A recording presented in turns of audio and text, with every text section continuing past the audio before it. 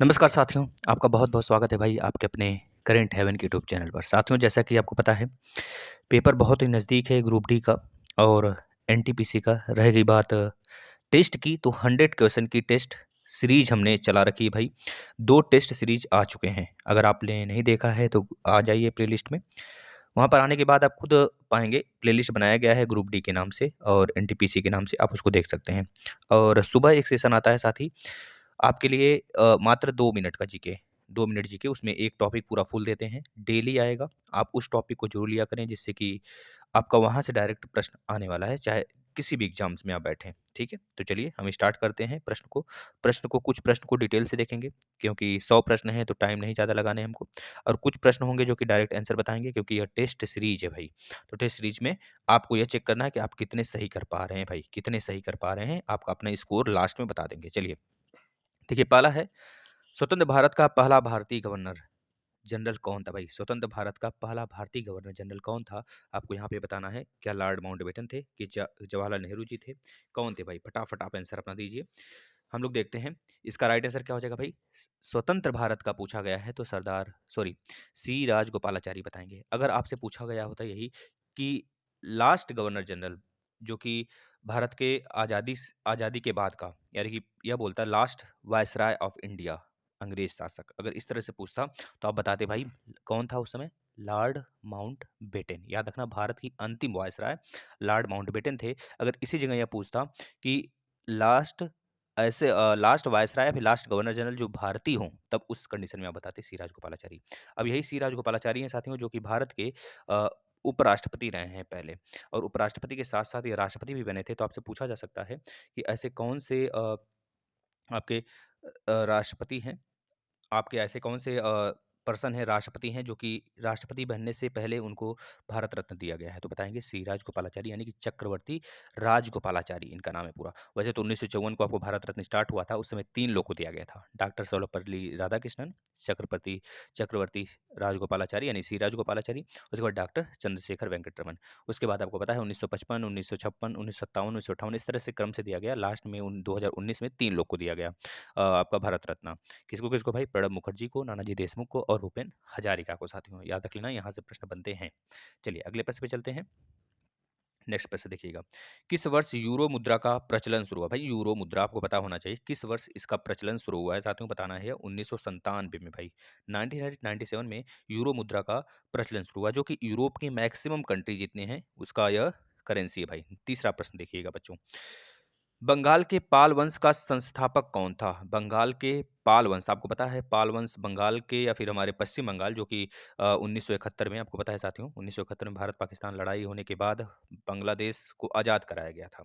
और उसके पहले ही जब बंगाल का विभाजन हुआ उसके पहले हमारा जो पश्चिम बंगाल है वह पश्चिमी बंगाल के नाम से जाना जाता था और पूर्वी बंगाल जो है पूर्वी बंगाल के नाम से जाना जाता था। और ऊपर के जो असम वगैरह हैं ये सब मिलाकर पूरा बंगाल हुआ करता था पहले। तो वो पूरा का पूरा बंगाल में पाल वंश का शासन हुआ करता था। बस ये याद रखना है, पाल वंश जो शासक हैं वो कहाँ के हैं भैया? आपसे पूछ लेगा तो बांग्लादेश, यानी कि भारत के पश्चिम पश्चिम की तरफ। ये चीज़ याद रखना है, आपसे हमेशा पूछा जाता है। तो यहाँ बताना है बंगाल के पाल वंश का संस्थापक कौन था? तो भाई धर्मपाल था कि गोपाल था? बच्चे इसमें कन्फ्यूज़ होते हैं। अब आप बताना है धर्मपाल था कि गोपाल था? इसका राइट आंसर भैया क्या हो जाएगा? बताना।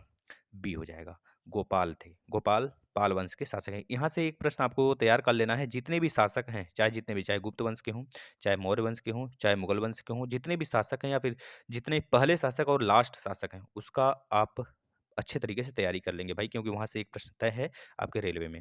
चलिए अगला देख लेते हैं। बहमनी राज्य के अंतिम सुल्तान का क्या नाम था? बहमनी राज्य आपने बहुत सुना होगा, इसमें मूवियाँ वगैरह बहुत सारे मूवी भी इस पे बनाई गई हैं। तो बहमनी राज्य के अंतिम सुल्तान का क्या नाम था भाई? बताना। चौथे का राइट आंसर भैया कलीम उल्लाह। क्या नाम था भाई?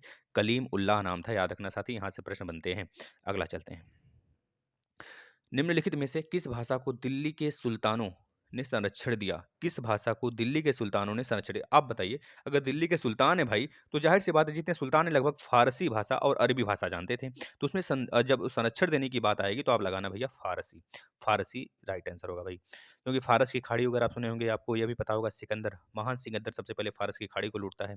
वहाँ के जितने भी सुल्तान होते हैं, उनको एक तरह से अपने अंदर में करता है, फिर उसके बाद भारत की तरफ कूच करता है ना? तो उस समय तक्षशिला वगैरह थे और वहाँ पर आकर वो आक्रमण बोलता है। तक्षशिला पूरा इसकी विरोध में होता है, फिर आपको पता है सीधे उसका झेलम नदी के किनारे हमारे राजा पोरस से लड़ाई होती है और बाद में उसको एक तरह से पोरस हारते हैं और उसको वापस जाना पड़ जाता है ना? तो ये सारी चीज़ें हैं, संरचना है, तो इसका राइट आंसर फारसी होगा। किस गुरु ने खालसा पंथ की शुरुआत करी थी?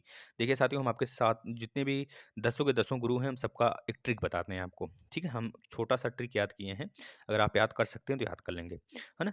देखिएगा, नानक के इस तरह से पढ़िएगा, नानक के अंगदान से अमर हुए श्री राम, श्री राम ने श्री राम यहाँ तक याद कर लिए। नानक मतलब गुरु नानक का जन्म दोस्तों तलवंडी पाकिस्तान में इस समय जो है 1666 ईस्वी में हुआ था। 1666 में हुआ था भाई। नानक के अंगदान से, अंग से अंगद, गुरु अंगद, ये दूसरे नंबर के गुरु हो गए। गुरु अंगद के बाद नानक के अंगदान से अमर हुए गुरु अमरदास, फिर उसके बाद चौथे नंबर पे गुरु रामदास। वही गुरु रामदास हैं जो कि जिनकी पत्नी का नाम था बीबी भानी, जिन्हें जो आपका बाबर रहता है, सॉरी अकबर रहता है, वो 50 बीघा ज़मीन दिया था। पूछा जाता है कि किसको दिया गया था, किसकी वाइफ़ को दिया गया था? तो बता देंगे आपके गुरु रामदास, है ना?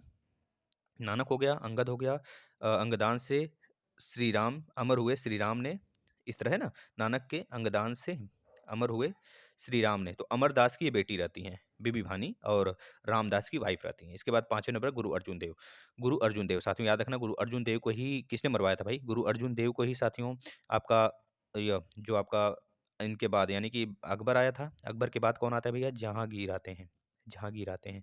जहांगीर के बाद शाहजहाँ आता है, शाहजहाँ आता है साथियों ना, शाहजहाँ ही मरवा देता है, आपको पता होना चाहिए, है ना?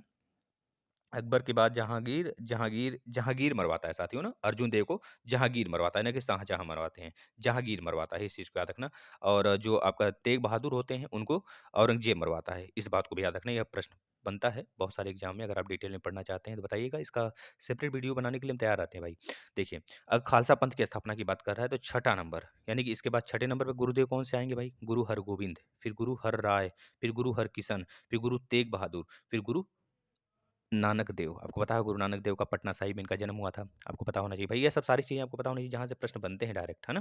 देखिए, किस गुरु ने खालसा पंथ की स्थापना करी थी? तो बताना है छठे का जो राइट आंसर है साथियों, गुरु गोविंद सिंह, वही लास्ट थे भाई। ये 5 कड़ा का भी इन्होंने ही प्रचलन किया था। ये सारी चीज़ें पता होना चाहिए, है ना? चलिए अगला चलते हैं। चिश्ती सिलसिले की शुरुआत किसने की थी भाई? चिश्ती सिलसिले की जो शुरुआत हुई थी साथियों, वो किसके द्वारा किया गया था? मोइनुद्दीन चिश्ती के द्वारा किया गया था भाई। यहाँ से प्रश्न डायरेक्ट बनते हैं, आपको डायरेक्ट याद रखना है। भारत के कुल कितने प्रतिशत क्षेत्र में वन पाए जाते हैं? भैया देखिए, पिछली बार से अब थोड़ा-सा इज़ाहत हुआ है तो 32.8% आप बताएँगे क्या? नहीं बच्चों, ये गलत है। 25.8% यह सही हमको लग रहा है भाई। 25.8% भी हमको गलत लग रहा है। 1 मिनट रुकना बच्चों। ये 17.8% इसमें बोला है क्या है? कितने प्रतिशत क्षेत्र में वन है? यह पूछा गया है। अब देखिए वन और अ, इसमें अंतर है भाई, वन और जंगल में। वन और जंगल में क्या अंतर है बता रहे हैं साथियों, देखना। जंगल की बात करें तो मतलब कि ऐसे घास-फूस भी इसमें आ जाते हैं जो वन के अंदर नहीं आते हैं। जैसे कि बहुत बड़े पेड़-पौधे हो गए, जहाँ पर बड़े-बड़े वृक्ष पाए जाते हैं, बहुत सघनता हो वृक्षों की, तो वो हमारा वन कहलाता है या फिर इस तरह से कहते हैं वन है। वन के कैटेगरी में जैसे आपके आस-पास भी पेड़-पौधे होंगे, तो वो भी हमारे जंगल की कैटेगरी में ही आते हैं, लेकिन वन की कैटेगरी में नहीं आते हैं। वन समझना होगा तो बताइएगा, इसमें वन की बात करेंगे 17.8% है, लेकिन अभी हाल में ये डाटा इंक्रीज़ हुआ है साथियों, 24 के आस-पास है, 24% के आस-पास में, याद रखना।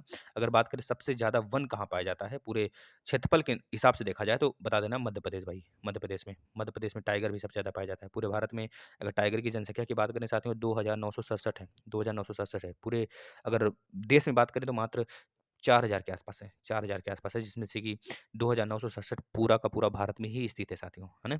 हर 2 साल में इनकी जनगणना होती है, बाघ जनगणना होता है। चलिए अगला चलते हैं। भारत के किस राज्य में कॉफ़ी का उत्पादन सर्वाधिक होता है? भाई इसे बच्चा-बच्चा बता सकता है भाई कि किस राज्य में कॉफ़ी का उत्पादन सबसे ज़्यादा होता है भाई बताना ज़रा। 9 का राइट आंसर क्या हो जाएगा भाई? 9 का राइट आंसर सी होगा भाई, कर्नाटक में होता है।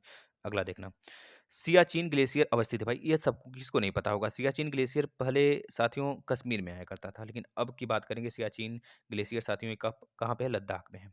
लद्दाख, याद रखना साथियों, लद्दाख का और जम्मू कश्मीर का विभाजन कब हुआ था? तो बता देंगे साथियों, लद्दाख और जम्मू कश्मीर का विभाजन 5 अगस्त की 5 जुलाई बताना। 5 अगस्त 5 अगस्त 1 मिनट रुकना साथियों, 5 अगस्त 5 अगस्त 5 अगस्त 2019 को ये घोषणा किया गया था। लेकिन अगर बात किया जाए कब प्रचलन में आया, तो 31 अक्टूबर, जो वल्लभ भाई पटेल जी का जन्मदिन है ना भाई, 31 अक्टूबर 2019 को साथियों ये एक तरह से मान्यता इसको मिल गया। एक तरह से उसको दोनों लोगों मतलब अलग कर दिया गया, एक तरह से विभाजित कर दिया गया दोनों को। याद कर लेना साथियों, यहाँ से बनेंगे प्रश्न। अगर अब बात करें साथियों एक चीज़ और, कि लद्दाख में कितने ज़िले हैं, तो बता देना है 2 ज़िले हैं भाई, लेह और कारगिल हैं। अगर अगर ये पूछा जाए बच्चों आपसे कि भाई जो हमारा जम्मू कश्मीर है उसमें कितने ज़िले हैं, तो बता देंगे 22 ज़िले हैं। 22 प्लस 6, जो पीओके वाले पार्ट में आ जाता है ना 6, तो उसको भी भारत अपना मानता है। तो इस तरह से 28 ज़िले हो जाएँगे, 22 से 28 ज़िले, है ना? चलिए अगला चलते हैं। तालाब को कहा जा सकता है, तालाब को एक कहा क्या कहेंगे आप? क्या बायोम कहेंगे?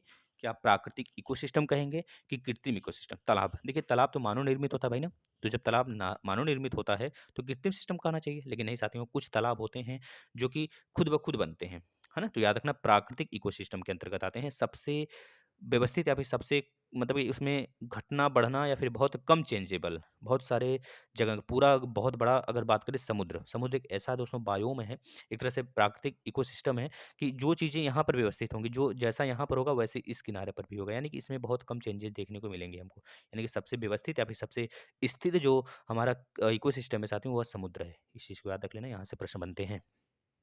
चलिए, अगर आपको देखना है भाई इन्वायरमेंट, तो इन्वायरमेंट के सेक्शन बहुत बेहतरीन तरीके से हमने पढ़ा रखे हैं, आप आगे पढ़ सकते हैं। निम्न में से किसे महामसीन की संज्ञा दी गई है भाई? महामसीन की संज्ञा दी गई, वाह! क्या प्रश्न भाई। देखना ऐसे ही फैक्ट आते हैं डायरेक्ट जो कि हमको बताना होता है। लार्ज हेड्रॉन कोलाइडर भाई, ये अगर प्रश्न आ जाते डायरेक्ट पेपर में तो सभी लोग गलत करके आते, शायद नहीं करते। लार्ड हेड्रॉन कोलाइडर, तो इस तरह के प्रश्न ऐसे ही आपको मिलेंगे टेस्ट सीरीज में। अगर आपने टेस्ट सीरीज सारी की सारी कर ली तो 100% श्योर है साथियों, आप बस 25 से 30, जितने हम 30 टेस्ट सीरीज कराएंगे एग्जाम तक, अगर 30 के 30 कर लिए और बाकी जो 5 मिनट 10 मिनट के जो जीके आएंगे तो उसको कर लीजिएगा, और हम साइंस पे स्टार्ट करेंगे, आपकी जैसे जैसे संख्या बढ़ेगी, ठीक है ना? सन 2014 के शीतकालीन ओलंपिक खेल किस स्थान पर होंगे भाई? देखिए सन 2014 पूछा जा रहा है यहाँ पर, तो 2014 की बात करेगा साथियों तो आप बता देना है। इसमें देखिए 2000 यहाँ पर अगर हम 24 कर लें, अगर यहाँ पर 2024 कर लें तो आपको पता है शीतकालीन ओलंपिक की बात कर रहा है। शीतकालीन ओलंपिक की बात करेगा साथियों, अगर 2014 रहता है यहाँ पर, तो यह पूछता कहाँ पर होने वाला है, तो यहाँ पर हम बता देते 13 का डी, सोची बता देते। लेकिन साथियों आपको पता है कि अभी शीतकालीन ओलंपिक जो होने वाला है, ग्रीष्मकालीन तो हो गया, ग्रीष्मकालीन कहाँ पे हुआ भाई? जापान में हुआ है, जापान में हुआ है 2020 वाला, जो कि कोरोना की वजह से टला था, तो 2021 में हुआ ओलंपिक और पैरा ओलंपिक दोनों। अगर लेकिन बात करेगा 2024 का साथियों कहाँ पे होने वाला है, तो बता देंगे भाई ग्रीष्मकालीन की बात कर रहे हैं, शीतकालीन की नहीं बात कर रहे हैं भाई। ग्रीष्मकालीन कहाँ पे होने वाला है, तो फ्रांस में बताएँगे भाई, फ्रांस के पेरिस में होने वाला है, प्रस्तावित है। लेकिन अगर यही बात करेंगे साथियों 2028 में कहाँ पे प्रस्तावित है, तो बता देंगे यूएसए, यूएसए और कनाडा, इन दोनों के बीच में होगा साथियों ना, इन दिनों ये दोनों उसको आयोजित करेंगे। इसके बाद बात करें साथियों अभी जो 2023 में सॉरी 2022 में साथियों होने वाला शीतकालीन ओलंपिक कहाँ पे होने वाला है, तो चाइना बताएँगे। कहाँ पे बताएँगे भाई? चीन में होने वाला है ना। चलिए, अगला प्रश्न देख लेते हैं। संक्षिप्त शब्द एनआईए का विस्तारित रूप क्या है भाई? नेशनल इंटेलिजेंस एजेंसी है क्या? नेशनल इन्वेस्टिगेशन एजेंसी है क्या? बताना क्या है एनआईए? इन्वेस्टिगेशन ही होना चाहिए हमारे समझ से। आप बताइए क्या होगा भाई? इन्वेस्टिगेशन ही राइट है साथियों, है ना? इस नेशनल इन्वेस्टिगेशन एजेंसी राइट होगा। चलिए अगला देख लेते हैं। The ground beneath beneath the ground beneath her feet किसके द्वारा लिखी गई है भाई? ये पुस्तक है, तो एक पुस्तक का नाम भी आता है, तो आप यहाँ से जब डेली करंट अफेयर आप देखते हैं तो उसको कवर कर सकते हैं। द ग्राउंड विनीड हर फीट किसके द्वारा लिखी गई है? साथियों एक बात हम और आपको बताना चाहेंगे, अगर आप करंट अफेयर नहीं देख रहे हैं तो टॉपिक वाइज करंट अफेयर देखना शुरू कर दें, जो हम लाते हैं साथियों। टॉपिक वाइज करंट अफेयर आपको प्लेलिस्ट में आकर मिल जाएगा, प्लेलिस्ट बना होगा, उस प्लेलिस्ट में देखेंगे टॉपिक वाइज करंट अफेयर करके लिखा होगा, तो उसको देख लेंगे। यहाँ से एक नंबर आपका फिक्स होगा, एक नंबर हर एक टॉपिक से साथियों फिक्स होता है, यानी कि मिलाकर बात करें अगर 7 क्वेश्चन आते हैं करंट अफेयर के, तो आप कहीं भी नहीं भटकने वाले हो, यहाँ से आपका कवर हो जाएगा। बताइए 15वें का राइट आंसर क्या होगा? 15 का राइट आंसर साथियों होगा सलमान रुश्दी भाई। सलमान रुश्दी बहुत फेमस है भाई, पता है आपको। The ground beneath विनीद her feet इन्होंने लिखा है। विनीत का मतलब विनीत, इस तरह याद करना। अब देखिए ग्राउंड है, तो ग्राउंड में भाई हिस लोग सलाम करते हैं, ग्राउंड पे रह के ही लोग सलाम करते हैं, इस तरह याद कर लेना बच्चों, ये ट्रिक है। ग्राउंड पे देखिए विक्रम सेठ, ये भी बहुत इंपॉर्टेंट, अरुंधति राय, ये सब बहुत इंपॉर्टेंट है भाई। उद्योगों में प्रयुक्त रसायनों का प्रचुर स्रोत है। उद्योग में कौन से रसायन प्रचुर स्रोत वाले यूज होते हैं भाई? बताना, आप लोग बताना भाई, क्या इसमें सही होगा?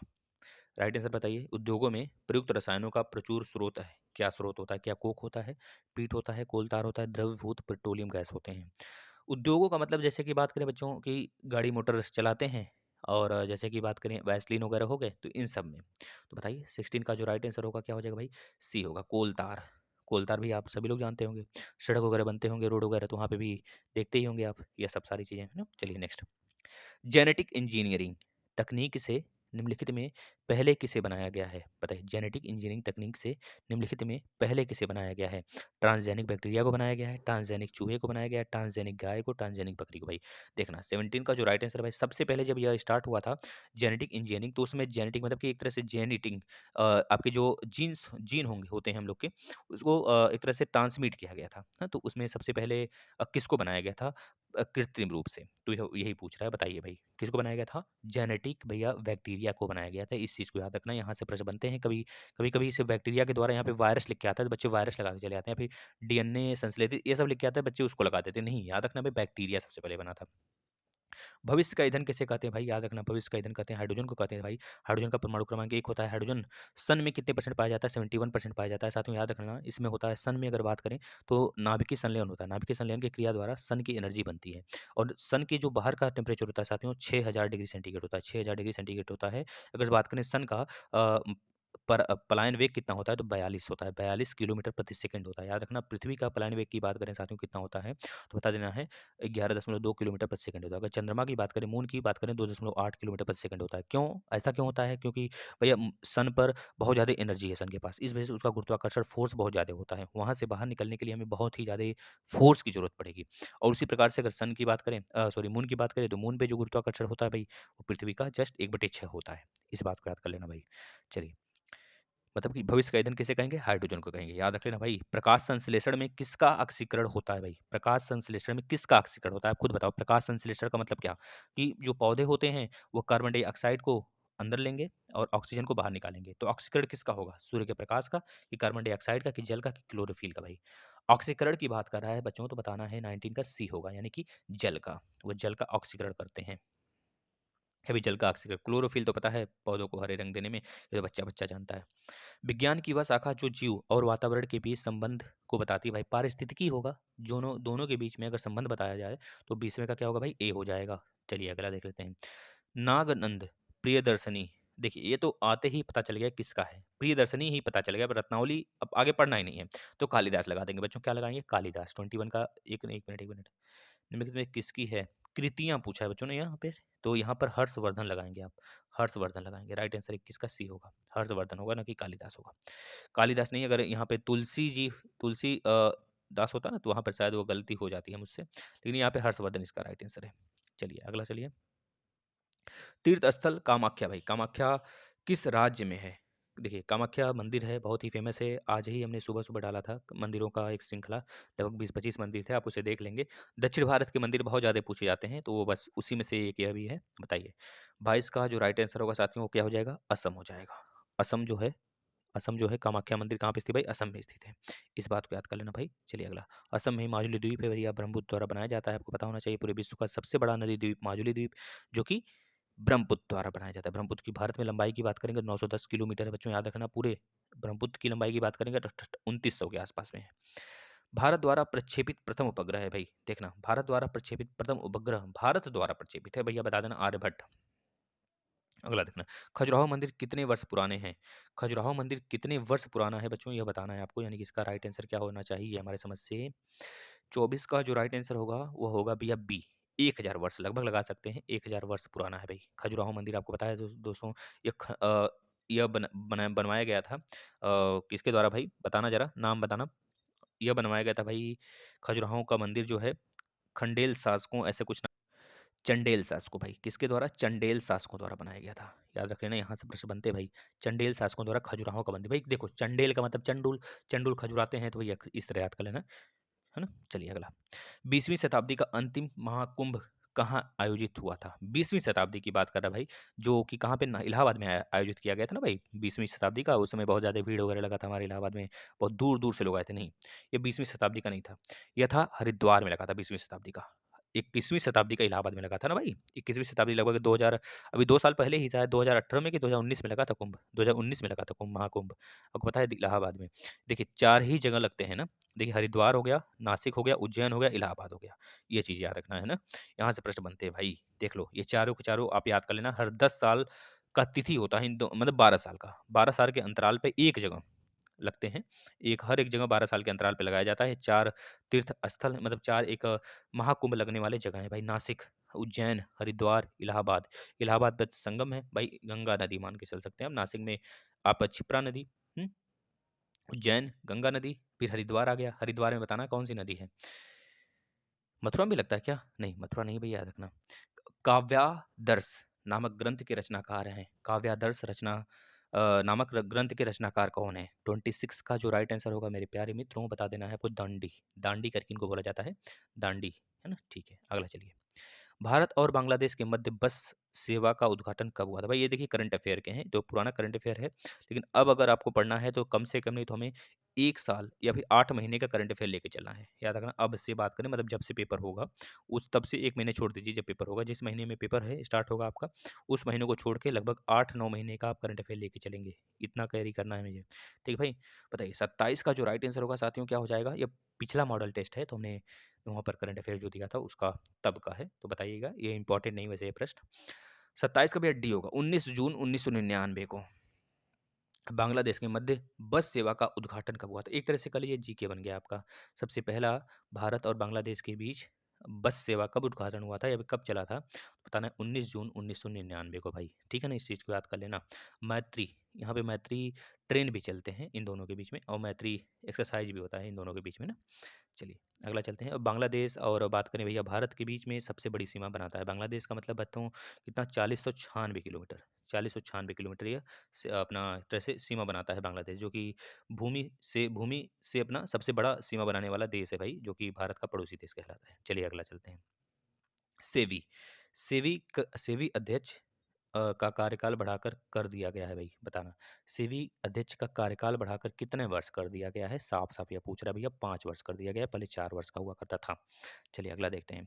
जीव मिल्खा सिंह किस खेल से संबंधित है भाई? जीव मिल्खा मिल्खा सिंह भाई, मिल्खा सिंह वही मिल्खा सिंह भैया, बताना जरा। 29 का ए, गोल्फ से संबंधित है। कितने लोग तो एथलेटिक्स लगा गए हैं ना। चलिए भाई नाम पढ़ लिया करो, जीव मिल्खा सिंह नाम का। महारानी एलिजाबेथ द्वितीय ने किस प्रसिद्ध खिलाड़ी को नाइट की उपाधि से सम्मानित किया है?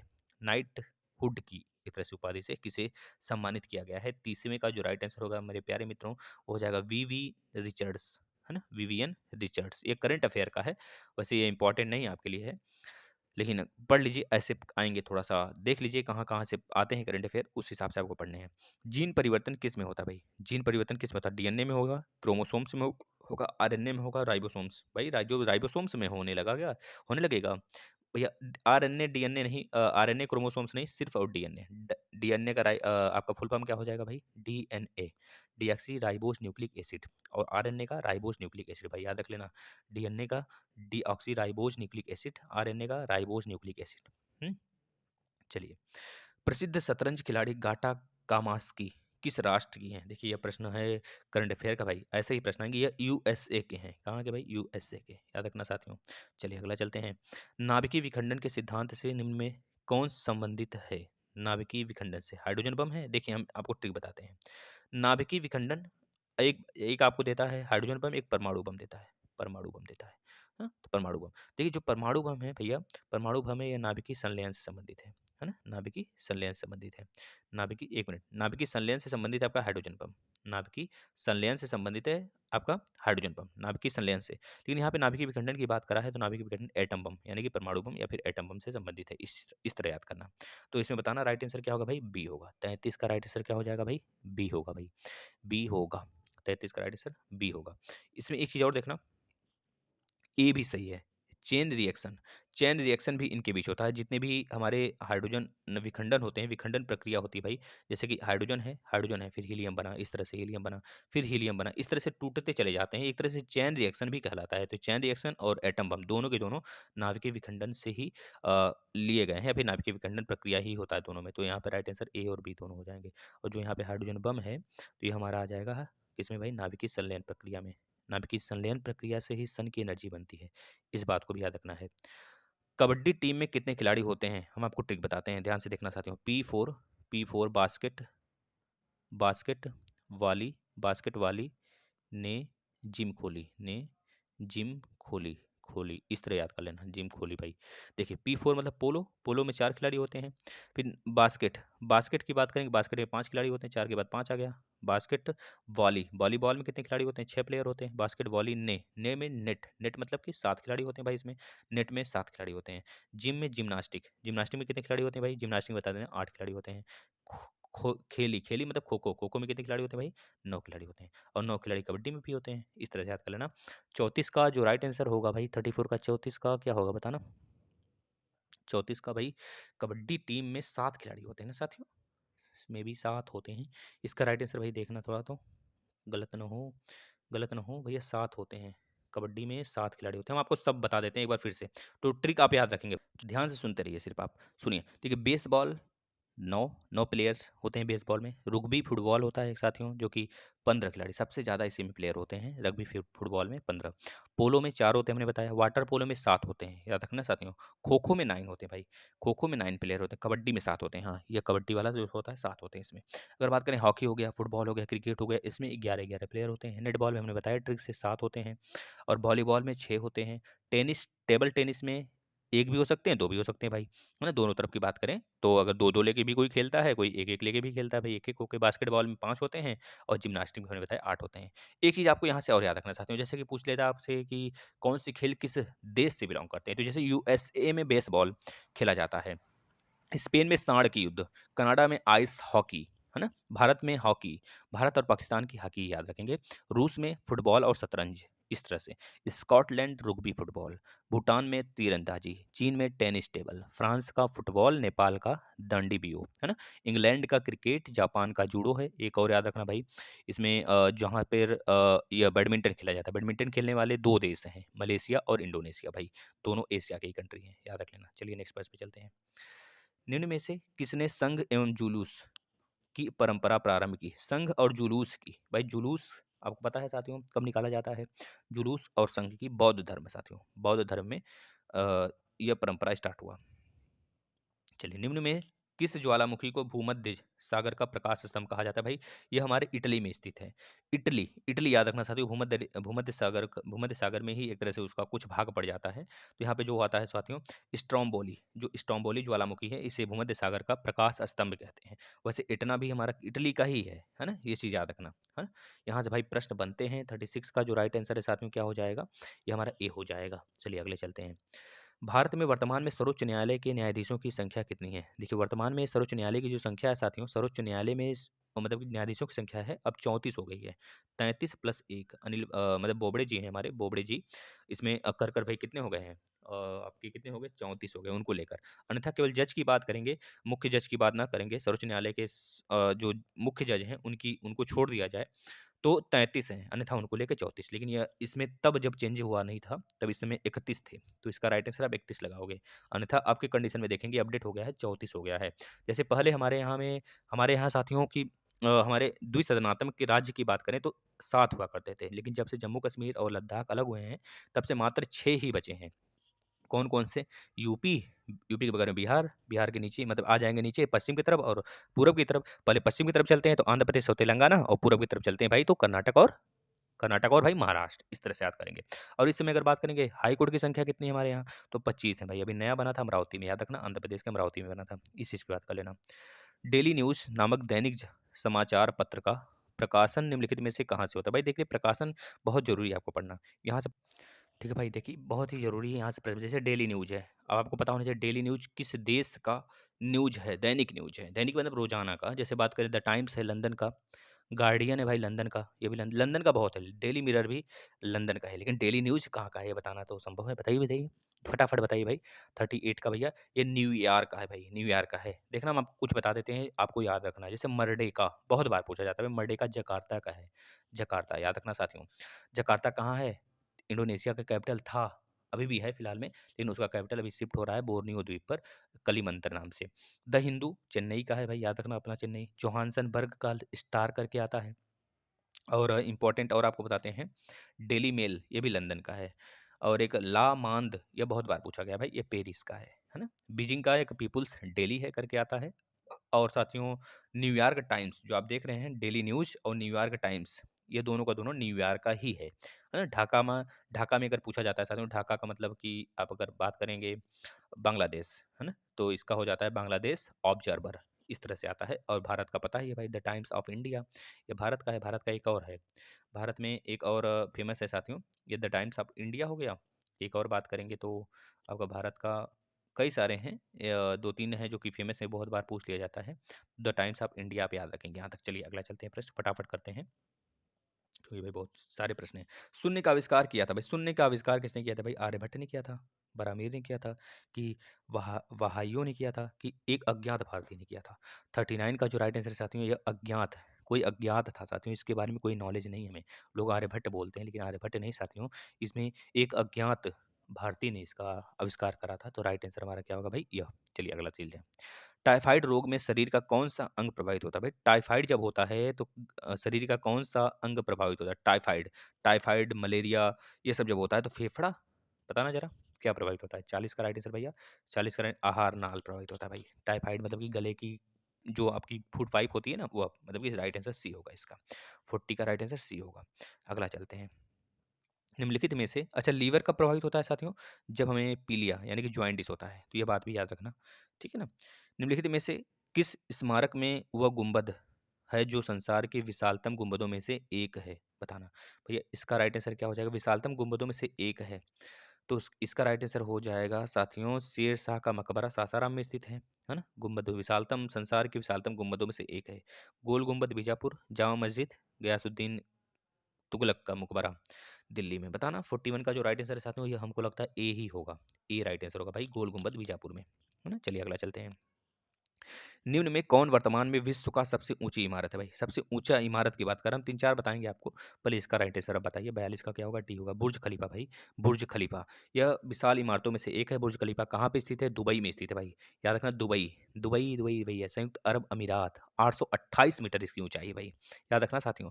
ताइपे, आपने सुना होगा ताइपे 101, ये ताइपे में ही स्थित है, ताइवान, ताइवान कंट्री में स्थित है भाई। यह 509.2 मीटर की ऊंचाई तक है साथियों, लगभग 1 किलोमीटर की ऊंचाई तक बुर्ज खलीफा है भाई, याद रख लेना। पेट्रोनाम, जो जो कहा जाता है कि बुर्ज खलीफा में अगर आप नीचे से ऊपर तक जाएं तो टेम्परेचर चेंज होता है, कई जगह टेम्परेचर चेंज होता है अलग अलग। पेट्रोनास, पेट्रोनास मलेरिया में स्थित, मलेरिया में स्थित है, मलेरिया नहीं मलेशिया होना चाहिए था। कुआलालंपुर साथियों, याद रखना, कुआलालंपुर, कुआलालंपुर एक देश है साथियों। 40 यानी कि 451.9 मीटर इसकी ऊंचाई है ना। और एक है सीयर्स टावर, ये शिकागो में स्थित है भाई, जापान में स्थित है, शिकागो में। ये लगभग साथियों 442 मीटर इसकी ऊंचाई है, ये चीज़ याद रख लें, यहाँ से प्रश्न बनते हैं। चलिए भाई अगले प्रश्न की तरफ चलते हैं। मधुशाला के रचिता कौन है भाई? यह कौन नहीं बताएगा? बताना, कौन नहीं बताएगा? मधुशाला, हरिवंश राय बच्चन भाई, मधुशाला, मधु, इस तरह से याद कर लेना साथियों, हरिवंश राय बच्चन, मतलब कि आपके अमिताभ बच्चन के पिताजी। David Copperfield, Copperfield, David Copperfield का नाम है, डेविड कॉपरफील्ड का नाम बताइएगा बच्चों, क्या है? बी है, उपन्यास है। अगला देखना, गंगा नदी बेसिन प्राधिकरण का गठन राष्ट्रीय नदी गंगा को प्रदूषण से मुक्त कराने के लिए किया गया है। निम्न में कौन इसका सदस्य नहीं है? प्रधानमंत्री तो होते ही हैं भाई, और संबंधित राज्यों के मुख्यमंत्री भी होंगे, जैसे यूपी में है तो यूपी, अगर कानपुर से गंगा बहती है तो कानपुर वाले, मतलब कि यूपी में ही पड़ा ना। अगर मान लीजिए वो बिहार से होकर जा रहे तो बिहार के भैया, बिहार के मुख्यमंत्री होंगे, इस तरह से, मतलब कि मुख्यमंत्री भी होंगे, प्रधानमंत्री भी होंगे। यानी कि 45 का जो राइट आंसर होगा साथियों, से पूछा गया कौन से नहीं है, तो इसमें डी, उपराष्ट्रपति नहीं होते हैं, याद रख लेना बच्चों, कि योजना आयोग के उपाध्यक्ष तो होंगे ही, तभी तो योजना बनेगा। और यह तीनों लोग, दोनों लोग होंगे, ये तो निश्चित है दोनों लोग होंगे, लेकिन उपराष्ट्रपति इसमें नहीं होते हैं। वर्ष 2009 में राष्ट्रीय जल जीव घोषित हुए गंगा डॉल्फिन, भैया कहाँ पे हुआ था? पटना, भैया बताएंगे, पटना में 2009 में राष्ट्रीय जल जीव घोषित हुए गंगा डॉल्फिन का भारत में एकमात्र संरक्षण केंद्र कहाँ पे स्थित है? भाई पटना में स्थित है, पटना में स्थित है ना। 46 का अभी हाल में भी फिर से चर्चा में था, पटना में स्थित हुआ था। लेकिन अभी ये देखिए बहुत पुराना न्यूज है, ये बहुत पुराना करंट अफेयर है साथियों, तो इसमें कंफ्यूज होने की पूरी पूरी चांस है, क्योंकि पटना में भी गंगा डॉल्फिन का एक वो बना था भाई, एक तरह से केंद्र बनाया गया था, है ना, उसका भी। लेकिन इसका राइट आंसर जो होगा 46 का विक्रमशिला होगा, विक्रमशिला, ये भी तो हमारा बिहार में ही पड़ जाता है। अगला देखना, 47 का जो राइट आंसर है बताना, निम्नलिखित में से किसका निशस्त्रीकरण के से संबंध नहीं है? निशस्त्रीकरण से संबंध नहीं भाई। 47 का जो राइट आंसर होगा साथियों क्या हो जाने वाला है? यहाँ पर हो जाएगा आपका D, NATO. NATO north treaty organization करके है ना, नाटो, NATO, नाटो भाई, नॉर्थ अटलांटिक ट्रीटी ऑर्गेनाइजेशन साथियों, इस तरह से इसका फुल फॉर्म है। बताइएगा, कभी इसको सेपरेट ले लेंगे हम लोग, जितने भी ऑर्गेनाइजेशन है। विश्व का पहला दक्षेस विश्वविद्यालय निम्न में कहाँ पे स्थापित किया गया था भाई? विश्व का पहला दक्षेस, तो बताना है भाई, दक्षेस का मतलब दक्षिण करके है, बताना है, बताइएगा। 48 का राइट आंसर क्या हो जाएगा भाई? डी, नई दिल्ली में, नई दिल्ली में, याद रखना साथियों। नेक्स्ट, अखिल भारतीय राष्ट्रीय कांग्रेस के संस्थापक थे। अखिल भारतीय राष्ट्रीय कांग्रेस के संस्थापक एयूयूम थे ही ना भाई, एयूयूम थे, याद रखना साथियों। यह 1885 में इसकी स्थापना हुई थी, याद रखना भाई। नेक्स्ट, भारत रत्न की उपाधि निकटतम अतीत में किसे प्रदान की गई है ना? निकटतम अतीत में किसे प्रदान की गई है भाई? अभी हाल की बात कर रहा है, किसे प्रदान, अभी तो हमने बताया आपको, भारत रत्न बहुत सारे लोगों को दिया गया। हम आपको पूरा रटा दें क्या, बताइए। देखिए 1954 में डॉक्टर सर्वपल्ली राधाकृष्णन, चक्रवर्ती राजगोपालाचारी और चंद्रशेखर वेंकट रमन को दिया गया। फिर उसके बाद अगर पूछा जाता है कि आपसे हमारे जवाहरलाल नेहरू जी को और मोक्षगुंडम विश्वेश्वरैया को कब दिया गया? 1955 में दिया गया था साथियों, याद रख लेना, यहाँ से प्रश्न बनते हैं भाई। 1962 को साथियों हमारे पहले राष्ट्रपति डॉक्टर राजेंद्र प्रसाद जी को दिया गया था, याद रखना साथियों। इसमें पूछा गया 50 में कि यह बताना है आपको कि किसको अतीत में दिया गया, तो पंडित भीमसेन जोशी को दिया गया था तब के, तब इसमें इंपॉर्टेंट थे पंडित भीमसेन जोशी। लेकिन अब देखेंगे तो अटल बिहारी वाजपेयी को भी दे दिया गया है ना, SS सुब्बलक्ष्मी को भी मिल चुका है। इस तरह से आप देखेंगे तो बहुत सारे, जैसे बात करें अभी हाल ही में, अगर अतीत में बात करेगा, सबसे पहले मतलब अभी अभी हाल में किसको मिला है, तो बताएँगे प्रणब मुखर्जी और नानाजी देशमुख और भूपेन हज़ारिका को मिला है। क्योंकि अभी कोरोना काल में भारत रत्न का अनाउंसमेंट नहीं किया गया किसी को, है ना? बजट वगैरह की प्रॉब्लम थी, अभी कुछ भी रहा हो, नहीं दिया गया। लेकिन अगर बात करें अटल बिहारी वाजपेयी को कब मिला है, तो 2015 में, और 2015 में एक लोग को और साथ मिला था इनके, मदन मोहन मालवीय को मिला था। और सबसे यंगेस्ट जो है भाई सचिन तेंदुलकर, जो कि 2014 में मिला था। इनके साथ चिंतामणि चिंतामणि नगेशा और एक रामचंद्र राव थे, उनको भी मिला था साथ में। और रही बात भैया जो आपकी मदर टेरेसा हैं, इनको भी दिया गया था भारत रत्न, इनको मिला था 1979 को, 1979 कि 89, बताना ज़रा, कब मिला था इनको भाई? 1989 कि 79, इनको कब मिला था भाई? मदर टेरेसा को 1980 में मिला था भाई, 1979 में इनको नोबेल पुरस्कार दिया गया था। इस तरह से याद कर लेना मित्रों। राजीव गांधी को 1991 में, 1990 में भीमराव अम्बेडकर जी को, और नेल्सन मंडेला को साथ में मिला था। नेल्सन मंडेला, साथियों नेल्सन मंडेला से पहले खान अब्दुल गफ्फार खान थे, आपको पता होना चाहिए, पहले आपके विदेशी थे जो कि भारत रत्न पाने वाले थे 1987 में। इस तरह से सारा याद होना चाहिए। इसका राइट आंसर क्या हो जाएगा? तब के करंट अफेयर के हिसाब से देखेंगे साथियों, तो यह आपका ए होगा। एक खास कोड में, ये देखा आगे आपका भैया रीजनिंग, है ना? 51 का जो राइट आंसर होगा साथियों, आपको बताना है 51 में एक खास कोड है, खास कोड आपको दिया गया है, उसको इस प्रकार से लिखा जा सकता है। तो आपसे पूछा गया है कि यहाँ पर पृष्ठ कैसे लिखा जाएगा, तो देखिए एम है, एम से आप आर का कंपेयर करेंगे, इसमें देखिए -1 हुआ है ना, एम से आर, एम से आर, एस से आर, इस तरह से आप पकड़िए भाई। देखिए डी का एक दो, पहले काउंट कर लीजिए कितने हैं, 1 2 3 4 5 6 7 हैं, इसमें भी 7 है, तो डी बीच में है और डी ई बीच में है, तो डी का ई हो गया, ABCDE, डी के जस्ट आगे वाला ई। इस तरह से इसमें देखिए 1 2 3, 1 2 3, ई के जस्ट आगे क्या आएगा? एफ आएगा। तो एफ देखिए बीच में किस में है, पहले इसमें नहीं, इसको काट दीजिए, यानी कि राइट आंसर हमारा यह हो सकता है, यह हो सकता है, यह हो सकता है। अब आगे चलिए, देखिए आर आर, यह हो सकता है क्या आर आर वाला, यानी कि अगर पी आर है तो क्या आर आर वाला, एम से देखिए आर कैसे बना है, एम से बी कैसे बना है, देखिए तो जरा भाई थोड़ा सा डिफिकल्ट है, लेकिन आराम से आप कर सकते हैं इसे। -1 किया गया भाई, देखिए -1 किया गया है ना, एम से R K L M N O P Q R, इस तरह से किया गया है, -1 -1 -1 +1 -1 +1 करके चला गया है। तो इसको अगर आप करेंगे भाई, देखिए पी का अगर देखेंगे, एम का क्या हुआ है, एम से अगर देखेंगे साथियों तो बी आया है, एम से बी आया है, और ई से क्या आया है भाई, ई से आया है एफ आया है, ई से एफ आया है, ई से एफ आया है, एम से बी आया है, और ए से देखेंगे तो एन आया है, ए से एन आया है ना, इसमें +1 किया गया है, +1 किया गया है, MN ABEF, इस तरह से, यानी MEA को पकड़ लीजिए और इधर पकड़ लीजिए NENFB को, तो यम से एन एक प्लस हो गया है ना, इस तरह से याद कर लीजिए। ई से एफ एक प्लस हो गया, ए से बी एक प्लस हो गया, इस तरह से प्लस हुआ है, और OWS से माइनस हुआ है। ओ से एक माइनस करिए, OPQR, ओ के पीछे क्या आएगा बताना, MNO, यानी ओ से एक माइनस किया तो एन आया, डब्ल्यू से 1 माइनस किया तो वी आया, एस से 1 माइनस किया तो आर आया। बस वही पैटर्न इसमें भी फॉलो कर लेंगे, हो जाएगा आंसर आपका। 51 का जो राइट आंसर होगा साथियों क्या हो जाने वाला है, 51 का इसमें देखिएगा क्या हो जाने वाला है, 51 का जो राइट आंसर है भैया ए हो जाएगा आपका, A R S R F Q S जे, यानी ए हो जाएगा। चलिए इस तरह से इसमें देखिएगा आराम से इसे कर सकते हैं साथियों। पहले क्वेश्चन को पढ़ लीजिए। 12वें अक्षर के दाईं ओर 7वें अक्षर कौन सा होगा? 12वें अक्षर के दाईं ओर 7वां अक्षर कौन सा होगा? अगर बाएं से बात किया जा रहा है ना, बाएं से मतलब इधर से हमको चलना है। 12वां अक्षर के दाईं ओर, 12 के दाईं ओर की बात कर रहा है, 12 मान लीजिए कोई भी हो, इसके दाईं ओर की बात, इधर से अगर चलने की बात कर रहा है तो अगर इधर से चलते हैं तो कोई अक्षर मान लीजिए हम पकड़ते हैं तो इसके दाईं ओर किधर होगा? दाईं ओर तो इधर ही होगा भाई, है ना, दाएं ओर तो इधर ही होगा। यानी कि 12 प्लस 7 कर लेंगे 19। सीधा आप क्या करेंगे, ए से लेकर 19 तक काउंट कर लीजिए। 1 2 3 4 5 6 7 8 9 10 11 12 13 14 15 16 17 18 19, यानी एस इसमें दिया है, डी राइट आंसर होगा भैया। चलिए अगला चलते हैं। मानिनी, मोहिनी और मानवी एक वृत्ताकार स्टेडियम के गिर्द जॉगिंग शुरू करती हैं। वे अपनी परिक्रमा परिक्रमा क्रमशः 56, 48 और 42 सेकंड में पूरी करती हैं। कितने सेकंड के बाद ये आरंभिक स्थान पर एक साथ होंगे? देखिए पहले तो उसी टाइम हो जाएंगे जब वह आपस में स्टार्ट करेंगी। एक उसमें लास्ट में आपको काउंट कर लेना है, लास्ट में एक ऐड कर लेना है, इस चीज को याद रखना। ठीक है, इसके बाद याद करना साथियों 56, इस तरह के प्रश्न में 56 और 48 और 42, 42 इस तरह के प्रश्न में आपको क्या करने हैं, एलसीएम ले लेना है। जब एलसीएम लेंगे भाई तो आ जाएगा 336, 336 आएगा। उसमें आप क्या करेंगे, एक जोड़ेंगे क्या, एक जोड़ेंगे बताना। इसका राइट आंसर भी 80 होगा, 336 आ जाएगा इसका एलसीएम। सिंपल सा एलसीएम ले लेना है इसका, तो आपको मिल जाएगा 336, राइट आंसर आपका 336 होगा। अगला देखना, एक कक्षा में 54 लड़कियों की औसत आयु 14 परिकलित की गई थी। तो 54 का यानी 54 गुणे 14 कर लेना, ठीक है ना, इस तरह कर लिए। बाद में यह ध्यान गया कि कक्षा में एक लड़की की वास्तविक आयु 10.5 थी, किंतु उसकी गणना 13 कर दी गई थी। 10.5 थी और 13 कर दिया गया था, यानी 10.5 रहना चाहिए था और हमने 13 वहाँ पे कर दिया था, यानी कि माइनस का इसमें से क्या करेंगे भाई, प्लस माइनस का 13 इसमें हम क्या करेंगे, जोड़ देंगे। यह हो गया माइनस का 13 प्लस 10.5 बटे के, अब यहाँ पे देखना 54 लड़कियां थी तो बटे 54 कर देंगे, इस पूरे के बटे 54 कर देंगे।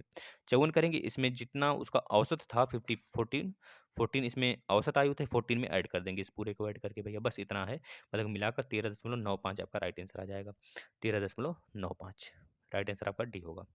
एक कैंटीन को एक सप्ताह में 42 किलोग्राम चावल की आवश्यकता पड़ती है। जून और जुलाई के महीने के लिए इसे कितने किलोग्राम चावल की आवश्यकता होगी? देखिए एक कैंटीन है, उसको एक सप्ताह में 42 किलोग्राम चावल की आवश्यकता पड़ती है। जून और जुलाई के महीने के लिए, अब जून और जुलाई मतलब एक हफ्ते की बात कर रहा है, तो एक हफ्ते में लगभग अगर मान के चले हम बच्चों, तो एक हफ्ते में एक महीने में 4 हफ्ता होगा, और 2 महीने हैं तो 8 हफ्ता।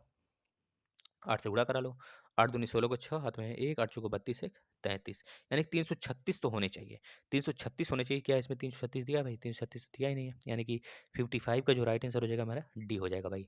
336 नहीं दिया है ना भाई, तो डी होगा, जाहिर सी बात है। अगला चलिए, निम्नलिखित प्रश्नों में अ, यहाँ पे बताना है क्वेश्चन मार्क का क्या आएगा भाई, देख लेना, ये तो बहुत आसान प्रश्न होते हैं, आराम से इसे आप कर सकते हैं सॉल्व। यानी कि भाई 8 7 5 8 गुणे 3 5 0 बटे के भैया 65 कर लो।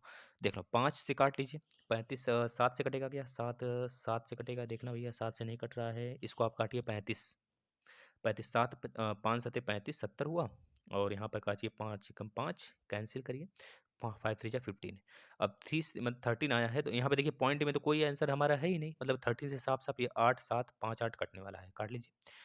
13 13 26 13 उनतालीस 13 चौको 52 13 65 13 छः 78, 13 छः 78 भैया, कितना बचा 78, यानी कि 9 बचा। 13 छः 78 13 7 91 बचा, कितना भाई 4 बचा, 4 आता है 13 13 26 13 उनतालीस 13 चौको 52, भाई ये तो कट ही नहीं रहा है, कैसे नहीं कटेगा भाई, कटेगा, ये कटेगा, कैंसिल होगा। देखिए 56 है ना, 56 भाई देखना काटना, इसमें 47158 8758 350 350, 13 13 26 39 54 25 23 78, अगर नहीं कटेगा तो लगभग में ले लेंगे, सिंपल सा फंडा है, लगभग में 47158 आएगा, 47158 आपका राइट आंसर आएगा। देखना जरा, स्कोर्स के निम्नलिखित सेट के औसत का पता लगाइए। स्कोर्स के निम्नलिखित सेट के औसत का पता लगाइए, इसमें औसत पता लगाना है, तो लगभग आप औसत निकाल सकते हैं ना। बताइए, देखिए पहले नंबर पे इसको रखिए, दूसरे नंबर पे इसको रखिए, और तीसरे नंबर पे किसको रखना है भाई, तीसरे नंबर पे देखना कौन आएगा भाई, पहला, दूसरा, तीसरे नंबर पे 133 आएगा, तीसरे नंबर पे ये आ गया। फिर तीसरे के बाद चौथे नंबर पे देखना, चौथे नंबर पर भैया आपका कौन सा आएगा, ये आ जाएगा चौथे नंबर पे। चौथे के बाद पाँचवें नंबर पर ये आ जाएगा, पाँचवें के बाद छठे नंबर पर ये आ जाएगा, और सातवें नंबर पर ये आ जाएगा आपका 634। सातवें के बाद आठवें नंबर पर कौन आ जाएगा भाई, आठवें नंबर पर आपका 1204 आ गया। अब देखना बच्चों, 1 2 3 4 5 6 7 8 अंक हो गए। अब यहाँ पर अगर औसत आएगा भी तो मिडल वाला संख्या आएगा, तो एक कौन सा है आपका, एक आपने 36 को माना है, यानी कि 8 मतलब कि आपका जो औसत आएगा बच्चों वह 8 के बाद, यानी 8 के पहले जाएंगे, यानी कि 4 और 5 के बीच वाला होगा, सॉरी 5 और 6 के बीच वाला होगा, क्योंकि 5, एक मिनट, 1 2 3 4, 4 और 5 के बीच वाला होगा, यह चीज़ होगा, 4 और 5 के बीच होगा, 4 और 5 के बीच वाला अंक होगा, यानी कि हमारा 4 और 5 के बीच में ये औसत आना चाहिए। यानी कि पहले अंक ये होगा, पहले काट दीजिए, दूसरा काट दीजिए, तीसरा कौन है भाई, तीसरा ये भी काट दीजिए, चौथा कौन सा है, चौथा हमारा 238 लिख लीजिए, 238 लिख लीजिए भाई। इसके बाद पाँचवा कौन सा है, चौथा के बाद पाँचवा कौन सा है भाई, पाँचवा देखना, पाँचवा 425 है, तो 238 प्लस पाँचवा कर लेना, प्लस पाँचवा करना, 425 कितना हो जा रहा है, 8 5 13 को 3 हाथ में 1, और 3 2 5 1 6, 6 हो गया, और 4 2 6 हो गया, काटना 2 से, कटना देखना, 5 8 5 13 को 3 हाथ में 1 आ गया, 3 दूनी 6, यानी कि लगभग 400 कितना आ जाएगा भैया, 57 का देखना, 57 में अगर आप सबको एक, अगर इतना टिटिम्मा हो रहा है भाई, सबसे बढ़िया सबको जोड़ लो और काट लो 8 से, सबको जोड़ लो और 8 से काट लो, तो राइट आंसर आपका क्या आ जाएगा 57 का, 409, 409 दशमलव समथिंग आएगा, यही होगा। विक्रांत ने एक निश्चित अवधि के लिए 6% प्रतिवर्ष की दर से इतना रुपए की राशि का निवेश किया, 19,845 रुपए की राशि का निवेश किया, कितने वर्ष बाद उसे दी गई ब्याज पर इतने रुपए दिए जाएंगे, भैया देख लेना, मतलब कि 9,525 रुपए उसे ब्याज दर की बात किया जा रहा है, तो इसमें क्या पूछ रहा है, उसका साधारण ब्याज याद करिए, सिंपल सा प्रश्न है देखना। अब इसमें 58 जो प्रश्न है भाई, 58 नंबर का, उसमें आपको क्या करना है, जो 9,525 रुपए दिया है उसको लिखना है। अब कितने साल के लिए, 6% दर से बात कर रहा है ना, तो आराम से आप पीआरटी लगाइए, पीआरटी लगाएंगे तो सिंपल सा है, 9,525.6 लिखेंगे, गुणे 100 करेंगे भाई, 100 ऊपर चला जाएगा, और नीचे यह आपका जो पी दिया है, और गुणे कितने दर है 6, तो पूछ रहा है साधारण ब्याज कितने होंगे, साधारण ब्याज मिलेगा, कितना साधारण ब्याज मिलेगा भाई, आराम से इसे निकाल सकते हैं भाई, देखना, साधारण ब्याज 8 वर्ष के लिए होगा, साधारण ब्याज मिलेगा 8 वर्ष के लिए मिलेगा उसे, राइट आंसर आपका 8 आ जाएगा, कर लीजिएगा, सिंपल है, पीआरटी लगाएंगे हो जाएगा। यदि भिन्न 7/9, 4/9, 3/4, 2/5, 1/3 और 2/7 और 5/6 उनके मूल्य की अवरोही क्रम में लगाए जाएं तो कौन सा भिन्न चौथा होगा, तो इसमें क्या है कि भाई आप डिफरेंस लेके कर सकते हैं, बहुत सारे हैं भैया, इसमें सिर्फ आपको याद रखना कि ऐसे ही प्रश्न आते हैं, इसका राइट आंसर 4/9 हो जाएगा, 4/9। एक द्विअंकी संख्या के दोनों अंकों का योग 6 है और उनके बीच का अंतर 2 है, दो अंकों के दो अंक संख्या है, एक मतलब मान लेते हैं कोई, अभी हम इसको ऑप्शन से करके दिखाते हैं आपको, देखना, अंतर 2 है, उनके अंतर 2 है, देखिए अंतर 2 की बात कर रहा है ना, उनके अंकों के बीच के अंतर 2 हैं भाई, 60 का जो राइट आंसर होना चाहिए वो हमारा, देखिए अंकों के बीच में किसी का अंतर 2 आ ही नहीं रहा भाई, किसी का अंतर 2 आ रहा है तो नहीं ना, तो आप लगाओ डी, राइट आंसर इसका, इसमें से कोई नहीं, बिना सोचे भाई, कोई नहीं भी तो ऑप्शन में है, कोई नहीं देखने के लिए थोड़े दिया है, आप उसको लगाना है आपका राइट आंसर। इसका हम अगर बताएं बच्चों, इसका जो 60वें का जो राइट आंसर होगा आपका, वो आएगा निकल कर आपका 4 दूनी 8, एक तो 8 आएगा, और दोनों अंकों का गुणनफल दिया है यहाँ पर, एक द्विअंकी संख्या के दोनों अंकों का योग दिया है 6, यानी कि आप मानते हैं x प्लस वाई बराबर 6, और x माइनस वाई बराबर 2 मानते हैं आप, तो x बराबर 4 आएगा, y बराबर 2 आएगा, यानी कि यही हमारा राइट आंसर होगा, 4 और 2 आएगा, और उसमें पूछा दोनों का गुणनफल बताइए, तो 4 दूनी 8 हमारा राइट आंसर होना चाहिए, इसका राइट आंसर नहीं मिल रहा है भाई, तो कहाँ से होगा, पहली बात है दोनों अंकों का डिफरेंस ही नहीं पता चल रहा है हमें, तो यह नहीं होगा, चलिए आगे देखिए। यदि 10, 8, 3, 6 रुपए की राशि 180 लोगों में समानतः बांटी जाए तो प्रत्येक को कितनी भाग भाग लगा लो, भाग लगा लो भाई, 61 का राइट आंसर मिल जाएगा आपको, भाग लगा लेना, 61 का जो राइट आंसर आ जाएगा भाई वह हमारा 60.20 आएगा। बीना की कुल 750 में से 458 अंक मिले हैं, परीक्षा में लगभग उसे कितने प्रतिशत अंक मिले, 458 है बटे 750 कर लो भाई, आपको मिल जाएगा भाई, बहुत सिंपल है, इसको आप कर सकते हैं, 62 का जो राइट आंसर है भैया वो क्या आ जाएगा, डी आ जाएगा, डी 61% के आसपास में आ जाएंगे भाई, इतना तो आप निकाल ही सकते हैं, चलिए देखिए आगे। ए बी सी डी और ई निरंतर विषम संख्याएं हैं, इन 5 संख्याओं का योग 475 है, ए और ई का गुणनफल क्या है, ए और बी का गुणनफल क्या है, ए और ई का गुणनफल पूछ रहा है ना, तो वो पूछ रहा है इन 5 संख्याओं का योग 475 है। निरंतर विषम संख्याएँ हैं। अब देखिए निरंतर विषम संख्याएँ हैं, इसमें पूछा जा रहा है निरंतर विषम संख्याएँ हैं। ठीक है भैया इन 5 संख्याओं का योग जो है ना 1, 2, 3, 4 पाँचों का योग दिया है 475। इससे पाँचों का योग है 475। अगर हम इसको काटते हैं, निरंतर है, निरंतर संख्या है, बस काट लीजिए इसे। देखिए 475 को 5 से भाग लगा लीजिए। 5 नौ 45 आ गया और 5 पचे 25 आ गया। यानी कि 25 संख्या जो है, ये सी का नंबर क्या है 25 है। अब 25 के एक आगे चलेंगे, मतलब 95 के एक आगे चलेंगे। जो 95 है वो सी की वैल्यू है। तो एक आगे चलेंगे तो 95 से एक आगे भैया क्या आएगा 93 आएगा विषम संख्या। 93 से एक आगे और चलेंगे तो 91, यानी कि एक संख्या 91 हो गया। ए की वैल्यू 91 हो गई। अब पीछे चल लीजिए 97 और 97 के बाद 99, 99 यानी कि 99 और 91 का गुणा कर लीजिए। 9 एकम 9, 9 इस केवल इसी में है। डी आपका राइट आंसर है 9009 भाई। देख लो 63 का जो राइट आंसर होगा हमारा क्या हो जाएगा भाई, वो 9009 होगा। एक संख्या के वर्ग में 46 का स्क्वायर जोड़ने पर उत्तर आता भी है इतना। यह संख्या क्या है? देखिए कोई एक संख्या वर्ग है, एक संख्या के वर्ग में 46 का स्क्वायर जोड़ा जाता है। जोड़ने पर उत्तर कितना आता है? 46 का स्क्वायर क्या हो जाएगा पहले ये पता होना चाहिए। 45 का स्क्वायर होता है 20 और 25। एक मिनट, एक मिनट, 4 पच्चीस 20, हाँ 20 और 25 होता है 45 का स्क्वायर ना। और 46 का स्क्वायर बताना भैया। इस तरह से आपको पता करना है 46 का स्क्वायर क्या है। लास्ट में 6 ही आएगा, आपको पता है 4 के 36 है, लास्ट में 6 आएगा। और पूछ रहा है उत्तर आता है 6085। यह संख्या क्या होगी? बस भाग लगा लो भाई। 46 के स्क्वायर से 6085 में भाग लगा लो। सिंपल सा फंडा है, भाग लगा लो।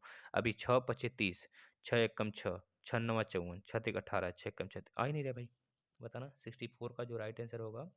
आपको सिर्फ भाग लगाने हैं। नहीं, एक मिनट, एक मिनट, जोड़ने की बात कर रहे हैं ना, भाग कहाँ से लगाओगे भाई? तो एक्स स्क्वायर मान लेना कोई संख्या, एक्स मान लेना कोई संख्या, तो एक्स स्क्वायर प्लस 46 का स्क्वायर बराबर कर लेना 6085। तो यानी कि 6085 यानी कि जो आपका 46 का स्क्वायर होता है वो 2116 होता है साथियों, 2116 होता है। 2116 को इसमें से माइनस कर लेना, जो आएगा आपका राइट आंसर आएगा 3968 आएगा। 3968, 3968। अब 3968, 68 जो किसी का स्क्वायर है, अब 68 किसका स्क्वायर हो सकता है बताना? 3968 63 का स्क्वायर है।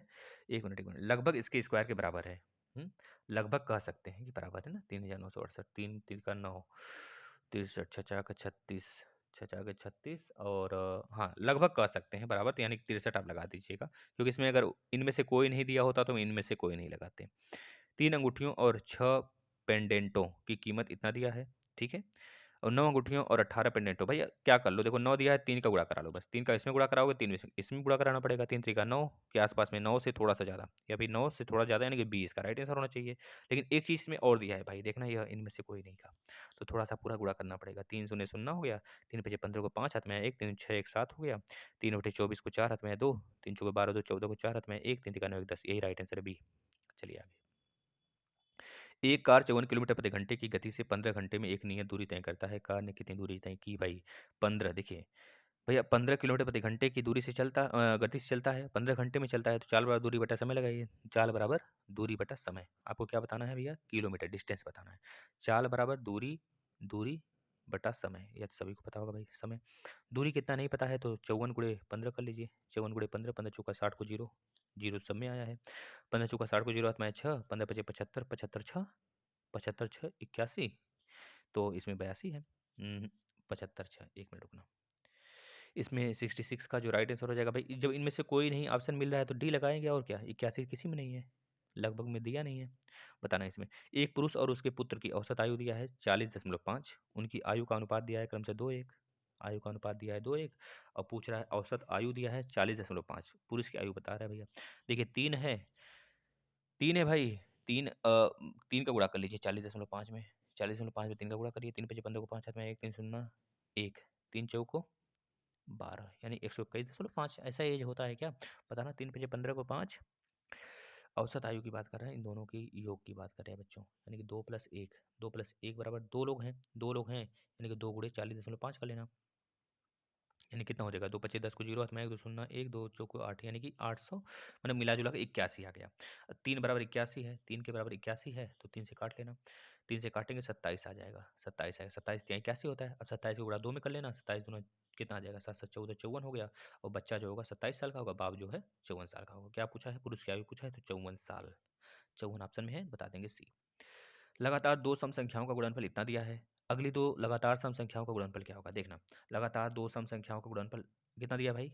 6, 8, 8, 8 दिया है और अगली 2 सम संख्याओं का गुणनफल क्या होगा?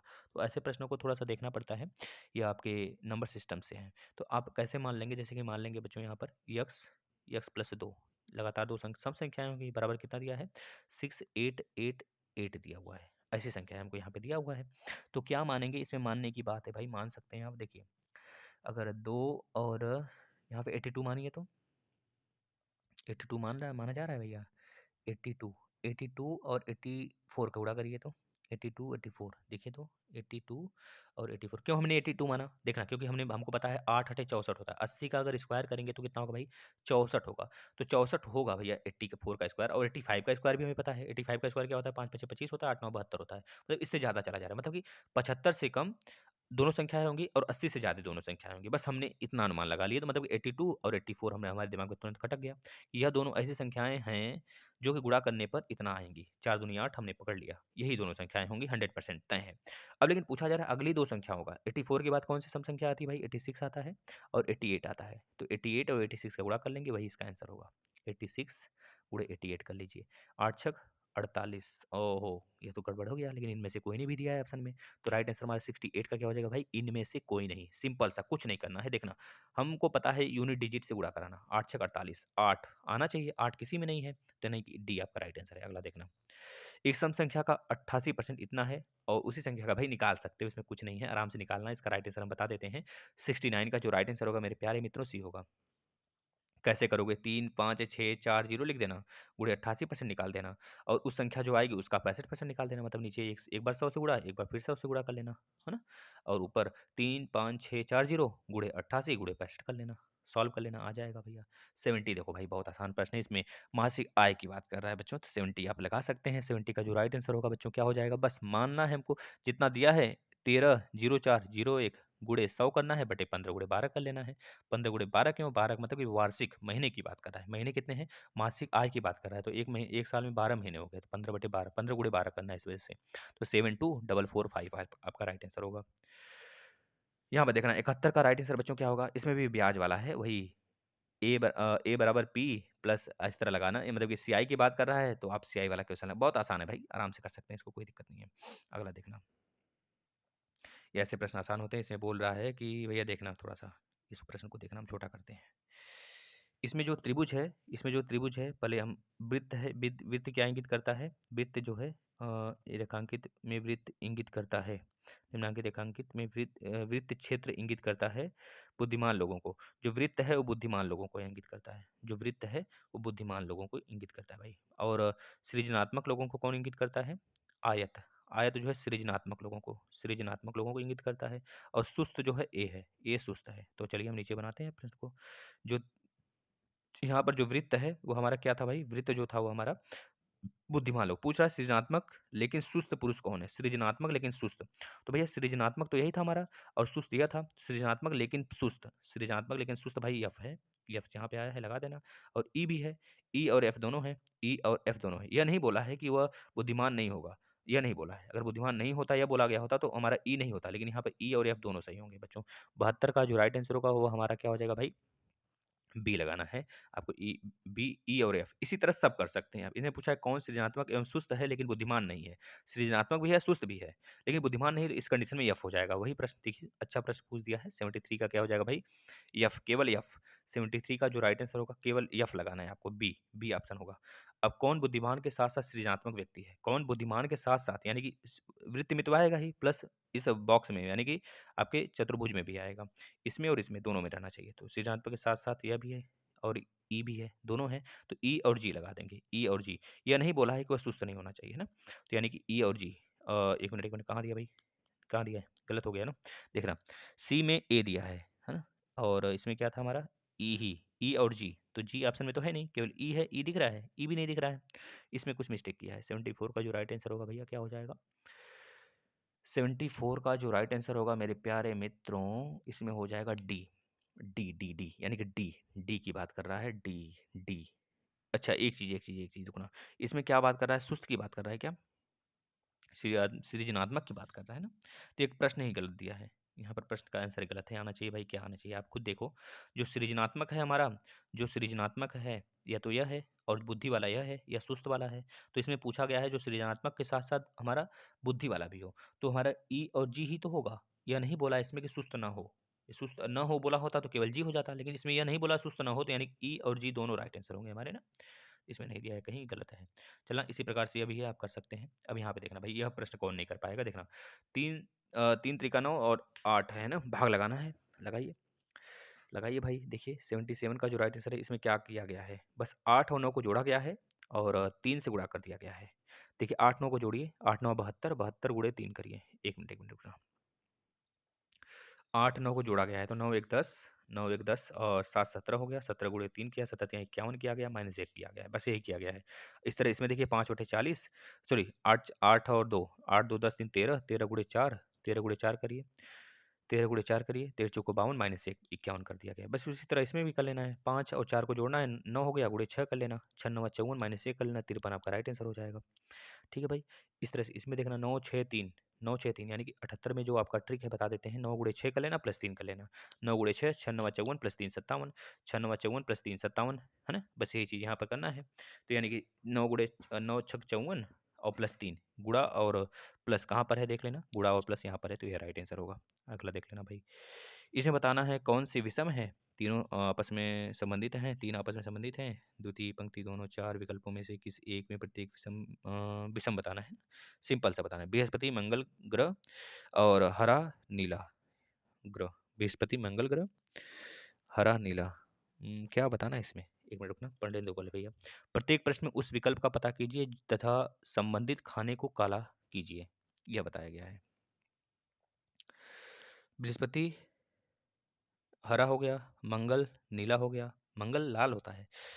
ग्रह की बात कर रहा है यहाँ पर, देखिए। अच्छा यहाँ पर यह पूछ रहा है ना कि बृहस्पति और मंगल जो है ग्रह हैं, हरा और नीला क्या होंगे यहाँ पर लिखना है। तो बताएं भैया, रंग है, रंग है, कलर है, और क्या। 79 का जो राइट आंसर होगा भैया क्या हो जाएगा, 79 का जो राइट आंसर ए होगा।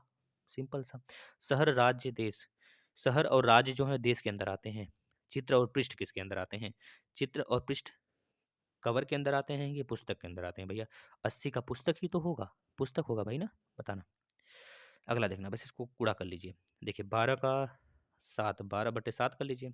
7 चौक 28, 7 चौक 28, 4 गुणे 12 करिए, 4 गुणे 12 करिए, और इधर गुणे 3 है ही, गुणे 3, गुणे 3 है, और कूड़ा करिए। 12 3 36, 36 4 36, और 36 चौका, देखिए कहाँ गड़बड़ हो रहा है। पहले 7 चौक 28 कर लीजिए, 4 12 के बाद 24 12 चौक 48 कर लीजिए, 48 गुणे 3 कर लीजिए, 48 3 उठे 24 को 4, हाथ में है 6, और 3 उठे 24 को 4, इसका राइट आंसर जीरो वाला ही आएगा भैया। 3 उठे 24 को 4, हाथ में है 6, 3 उठे 24 को 4, हाथ में है 2 भैया, 2 आ गया ना। 3 चौके 12, 12 2, 12 2 भैया 14 हो गया। 14 प्लस 6 कर लीजिए, यानी 150। 150 का स्क्वायर कर लीजिए, 150 का स्क्वायर मतलब 225, और प्लस डबल जीरो कर लेंगे, यानी कि 20 का राइट आंसर होगा। अगला देखना, 592 का 25% प्लस 380 का कितना परसेंट होगा भाई, ये तो सिंपल है, आप बता सकते हैं। 82 का जो राइट आंसर होगा हमारा क्या हो जाएगा भाई, वो डी वाला होगा, 30% ही होगा इसका। देखना 30 हमने क्यों बताया, 30 यानी कि 2 जीरो कट जाएगा, 30 2 जीरो कटेगा, ये जीरो ये जीरो, 3 बटे 24 को 4, हाथ में है 2, 3 3 का 9 2, 9 2 11, ये हो गया। और इसमें 25 का गुणा करने, 25 चौका 100, 4 से काट लीजिए, 4 एकम 4, 4 एकम 4, 4 एकम 4 हो गया, और कितना बचा, 4 3 12, 4 चौको 16, 4 चौको 16 बचा 3, 4 बटे 32, इन दोनों को जोड़ लीजिए, 8 4 12 को 2, हाथ में 1, 4 1 5 1 6 1 1 2, 262, और आ गया 262, यानी कि 30% ही सही होगा हमारा। चलिए अगला देखिए, इसको गुणा कर लेंगे भाई। 15 का गुणा 16, पहले 16 बटे 4 कर लीजिए, 4 चौको 16, 15 चौका 60, 60 में से कितना जाएगा भाई, 36 जाएगा, 60 में से 36 जाएगा, 60 माइनस 36 करिए, 36 4 40, यानी कि 24, और नीचे आएगा 8, 8 3 24, 3 आपका राइट आंसर होगा। चलिए अगला देखिए, इसमें 11 और 7, 11 7 कितना होगा, 18, 18, 18 माइनस 10 कर लीजिए, 8 हो गया, 8 हो गया यहाँ पर, और 7 माइनस 2 कर लीजिए, 7 माइनस 2 यानी 2 बटे 16, 2 बटे 16 हो गया, इधर 8 है आपका, है ना, इधर 8 है, इधर 2 बटे 16 है, और माइनस 3 बटे 8 कर लीजिए, माइनस 3 बटे 8 कर लीजिए, तो 8 यानी कि 3 दूना 6, 3 दूना 6 हो गया, 6 बच्चों कितना आ जाएगा इसमें, 84 का, जो 84 का जो राइट आंसर सी आ जाएगा। 8 से ही 3 बटे 16 राइट आंसर होगा। इस तरह देखिए, यह कौन नहीं कर सकता भाई, सभी लोग कर सकते हैं इसको। यह सॉल्व करिएगा, इसको भी सॉल्व करिएगा, सिंपल अभी बताया, इसको भी सॉल्व करेंगे। सिर्फ 9 छक 54, 4 किस में आ रहा है भैया, इसमें भी आ रहा है, इसमें भी आ रहा है ना। तो गुणा पूरा करना पड़ेगा आपको, थोड़ा सा कर लेना इसको, यहाँ से प्रश्न आपका 1 नंबर तय है भाई। एक छात्र को किसी संख्या को 2/5 से गुणा करने को कहा गया, पर गलती से 2/3 कर दिया। तो बताना है कि 3/3 से भाग भाग कर दिया, तो प्राप्त परिणाम मूल परिणाम से 20 अधिक आ जाता है। तो संख्या बताएं भैया। देखिए, ऐसे प्रश्न बहुत सिंपल होते हैं, आराम से आप कर सकते हैं इसे। इसमें 88 है ना, 88 का जो बच्चों करना है आपको, देखना क्या करना है। उसको करने को कहा गया, उसको करने को कहा गया, यक्स में कोई संख्या था, 2/3 से गुणा करने को कहा गया, लेकिन वो बदमाश क्या करता है, वो बदमाश करता है यक्स से भाग दे देता है। यक्स से जब भाग दे देता है, यक्स से 2/3 को भाग लगा देता है, तो उसका जो परिणाम होता है गुणा वाला, गुणा वाले से 20 कम आ जाता है, यानी गुणा वाले में 20 ज़्यादा है। बस इसको सॉल्व कर लेना, आ जाएगा आपका राइट आंसर। यक्स यानी 2x/3 प्लस 20 बराबर 2x/3। सॉल्व कर लेना भाई, है ना। भागे है ना, तो 3x/2 यहाँ पर होगा, 3x/2, 3x/2 हम इसको सॉल्व कर देते हैं, देखना।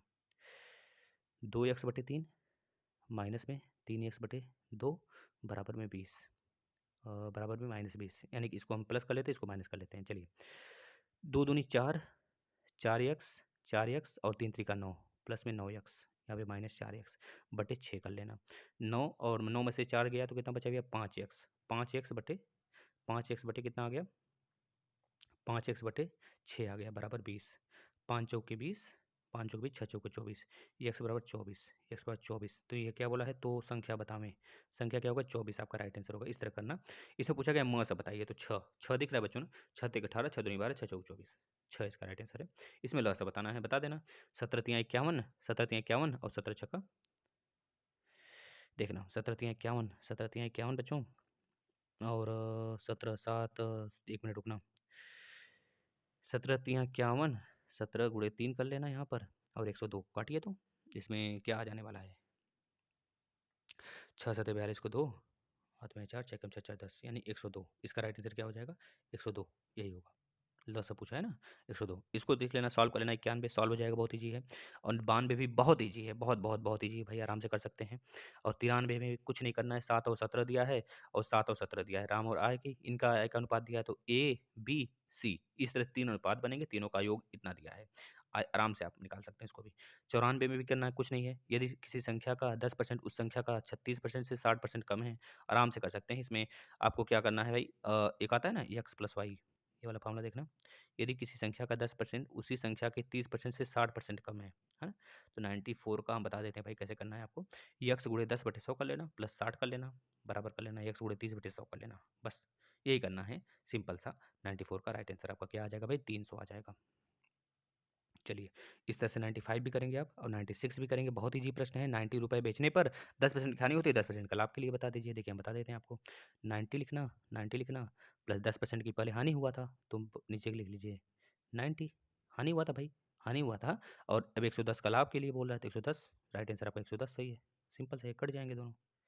अगला देखना, 97 बहुत आसान है। इसमें 2%, 3%, 4% क्रमागत के लिए बोला है, 2 वर्ष के लिए 2, 3 वर्ष के लिए 3%, 4 वर्ष के लिए 4%। तो भैया बता देना, 97 बहुत सिंपल है, कुछ करना नहीं इसमें बच्चों। क्या करना है, सिंपल से आपको देखिए, एक्स गुणे 5 गुणे 4 कर लेना, एक्स गुणे 5 गुणे 4 कर लेना, बटे 100 कर लेना, बराबर 100/5 आ जाएगा। फिर एक्स गुणे 4 गुणे 10 कर लेना, बटे 100 कर लेना, बराबर कितना आ जाएगा, 2x/5 आ जाएगा। अब 2x/5 में से x - 5 घटा देना, आ जाएगा 60 आपका राइट आंसर बच्चों। 97 का 300 राइट आंसर होगा। 300 दिया है कि नहीं, हाँ दिया है। अब यहाँ पर देखना, 98 प्रश्न देखना। 8% वार्षिक चक्रवृद्धि ब्याज की दर से 2 वर्ष का चक्रवृद्धि ब्याज और मूलधन ज्ञात करें। 2 वर्ष का चक्रवृद्धि ब्याज और मूलधन ज्ञात करना है, तो आराम से इसको भी कर सकते हैं आप। आराम से स्याही बराबर लगाएंगे फार्मूला, स्याही बराबर हम आपको बता देते हैं। अगर फार्मूले से लगाना है तो स्याही बराबर यक्स मान लेंगे, 1 + 8/100 कर लेंगे, का स्क्वायर कर लेंगे, -1, बस यही फार्मूला लगेगा। इतने से आपका सॉल्व हो जाएगा, राइट आंसर आ जाएगा 104/625। देखिए 99 इसमें लंबी दूरी वाला है, इसको आप ट्रेन वाला है भाई, 400/36 बराबर 100/9 कर लेंगे, यानी 100/9 आ जाएगा, यानी 11 से 1/9 आपका राइट आंसर हो जाएगा। एक नाव वाला है, स्टीम अप एंड डाउन वाला है, तो यह भी आसान है। इसमें u+v बराबर आपको पता है, u+v अप स्टीम और u-v मतलब कि डाउन स्टीम। आराम से कर सकते हैं। चलिए धन्यवाद बच्चों। ऐसे ही डेली टेस्ट अगर सॉल्व करते हैं आप, तो आपको प्रश्न का अनुमान लग जाएगा कि आप किस प्रकार से प्रश्न आपके एग्जाम में आने वाला है, और डेली आप अगर ऐसे जुड़े रहेंगे तभी जाके सेशन प्रॉपर्ली आ सकेगा। अब आपके ऊपर डिपेंड करता है आप इसे कितना प्यार देते हैं। शेयर करिए, अगर बेल आइकन पे क्लिक कर सकते हैं तो क्लिक कर लीजिएगा, जिससे कि आपको नोटिफिकेशन मिलता रहेगा। धन्यवाद।